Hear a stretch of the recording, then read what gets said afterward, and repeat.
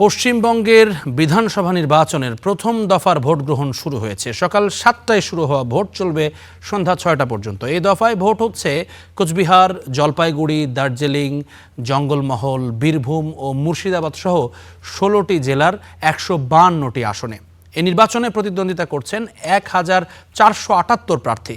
পুরুষ প্রার্থী 1311 জন আর নারী প্রার্থী 167 জন।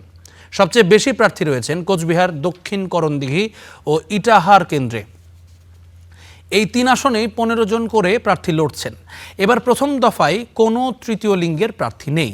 অন্যদিকে পশ্চিম মেদিনীপুরের চন্দ্রকোনা কেন্দ্রে প্রার্থীর সংখ্যা সবচেয়ে কম, মাত্র 5 জন। এ দফার নির্বাচনে ভোটাধিকার প্রয়োগ করবেন 3,60,77,171 জন ভোটার।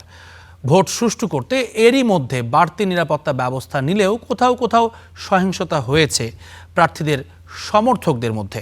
মূলত বর্তমান ক্ষমতাসীন মমতা বন্দ্যোপাধ্যায়ের তৃণমূল কংগ্রেস ও কেন্দ্রীয় সরকারের থাকা প্রধানমন্ত্রী নরেন্দ্র মোদীর দল ভারতীয় জনতা পার্টি বিজেপির মধ্যে হাড্ডাহাড্ডি লড়াইয়ের আভাস দিচ্ছে বিভিন্ন জরিপ।